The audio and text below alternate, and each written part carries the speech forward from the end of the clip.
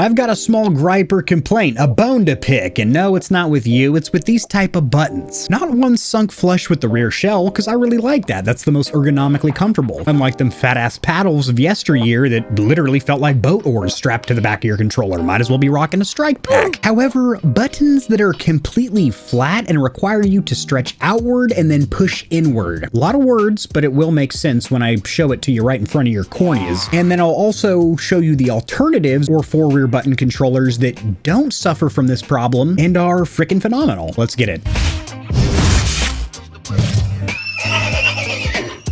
So the topic of today's controller discussion is going to be four rear button controllers, but ones like the Turtle Beach Stealth Ultra, where two of them are on the palm grips, but then the other two, instead of being down there by your ring fingers or at the tips of your middle fingers, are in the middle of the rear shell, kind of like the Razor Wolverine, where you have to stretch your fingers out. Not only is that a little bit inconvenient, but the bigger problem here is that you cannot spam the ever-living shit or quickly press those buttons. The ones on the palm grips, you absolutely can, but the ones on the back,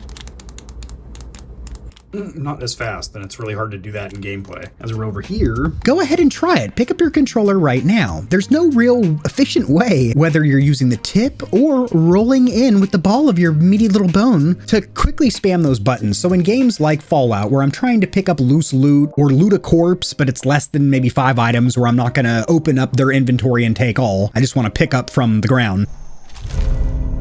I'm going to be using the rear button, and funny enough, I had this Envision Pro from Scuff right next to me. This also suffers from the exact same problem, where you can quickly spam the ever-living crap out of these two, but then for these inner two, you need to stretch out or extend your finger, and there's no real way to quickly spam those buttons, which I just gave you a use case scenario, picking up loose loot in any game where looting is involved, so any game pretty much. So if you have a controller like that, my advice is to bind those buttons that you can't spam quickly to a binding, an in-game function that you would not need to repeat press quickly. Like reload. You're not gonna reload. You're just gonna pop a fresh mag in and move on with your day. Gang gang. Snap, crackle, pop, Hadouken, snap, crackle, pop.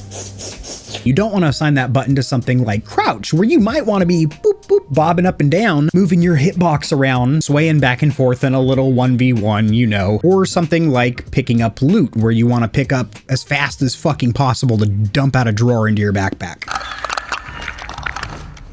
I gave you the problem, no solution. The controllers that don't do this are going to be something like the Vader 3 Pro from FlyDig.